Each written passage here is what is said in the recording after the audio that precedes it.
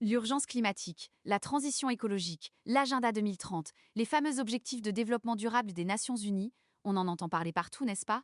Ça redéfinit totalement notre façon de penser la recherche et l'innovation aujourd'hui.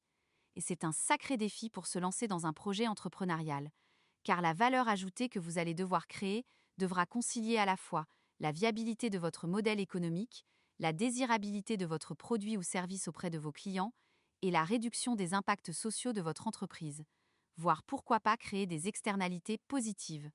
On va explorer ensemble 3 nouveaux modèles pour, je l'espère, inspirer vos futurs projets de création ou vos sujets de thèse.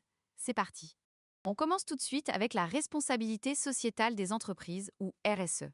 Si on prend la définition officielle de la Commission européenne, c'est l'intégration volontaire par les entreprises des préoccupations sociales et environnementales à leurs activités et à leurs relations avec les parties prenantes. Le mot absolument crucial ici, c'est volontaire.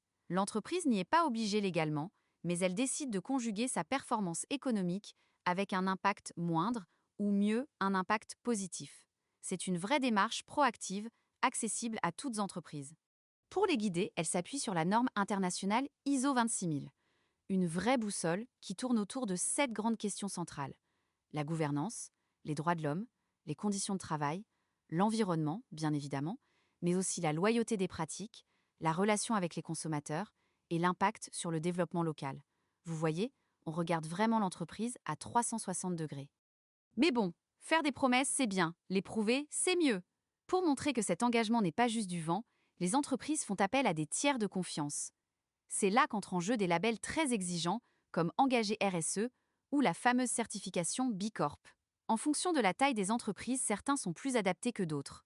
En général, on retrouve le label RSE engagé de l'ISO 26000 plutôt sur des très grandes entreprises. Dans tous les cas, il faut répondre à un cahier des charges et faire preuve de transparence une fois labellisé auprès de l'organisme tiers qui vous auditera régulièrement. On passe maintenant à un autre niveau avec la loi Pacte. Mai 2019, la loi Pacte est promulguée en France et c'est une innovation majeure qu'on peut vraiment imaginer comme une fusée à 3 étages. En gros, le législateur a créé une structure ascendante qui permet aux entreprises de choisir jusqu'où elles veulent pousser leur engagement sociétal, du socle minimum obligatoire jusqu'à un statut ultra engageant. Si on décortique ça d'un point de vue légal, voici nos 3 étages. Le premier touche absolument toutes les entreprises et les invite à intégrer dans leur gestion les enjeux sociaux et environnementaux. Tout dirigeant sera amené à s'interroger sur ces enjeux à l'occasion de ses propres décisions de gestion. C'est un changement de paradigme historique. La performance globale d'une entreprise inclut désormais son impact sur le monde qui l'entoure. Le deuxième étage permet de formuler une raison d'être pour les entreprises qui souhaitent aller un peu plus loin. C'est là qu'on commence à toucher à l'identité de l'entreprise. En inscrivant une raison d'être dans ses statuts, l'entreprise déclare publiquement qu'elle ne se limite pas à une raison d'avoir, c'est-à-dire faire de l'argent. En gros, l'entreprise se demande à quoi elle sert vraiment dans la société. Et ça oriente la stratégie sur le temps long. Et enfin le Graal, le 3e étage. C'est l'adoption du statut de société à mission. La raison d'être devient un engagement juridique blindé. L'entreprise modifie ses statuts et y inscrit noir sur blanc des objectifs sociaux et environnementaux précis à atteindre. Bien sûr, un tel engagement demande une mécanique de contrôle derrière.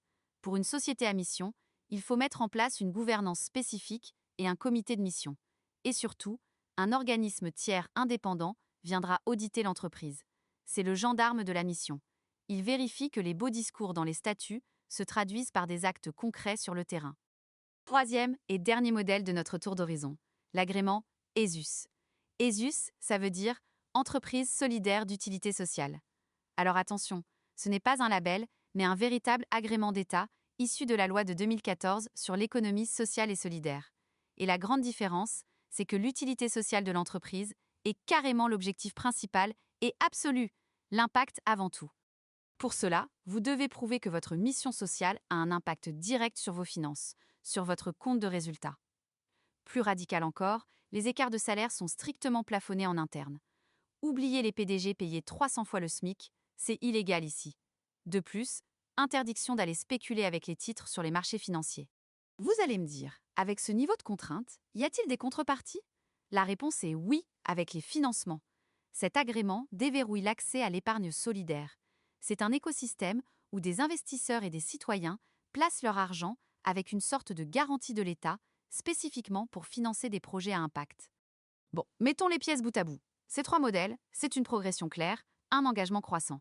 Sur le financement, RSE et société à mission restent classiques. Les US, lui, ouvrent l'accès à l'épargne solidaire.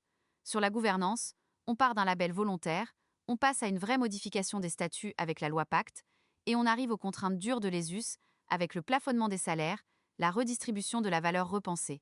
Le fil rouge? Plus l'ambition sociétale monte, plus l'entreprise se transforme en profondeur. Pour conclure, gardez en tête que ces modèles ne sont pas juste des cases administratives à cocher. Ce sont de véritables outils de design pour concevoir vos futurs projets. Alors, pour vous qui êtes en train de forger la recherche et peut-être l'entrepreneuriat de demain, la question est là. Face aux défis environnementaux et sociétaux, lequel de ces modèles allez-vous utiliser, pour vous aussi, redéfinir en profondeur l'impact de l'entreprise sur notre monde ?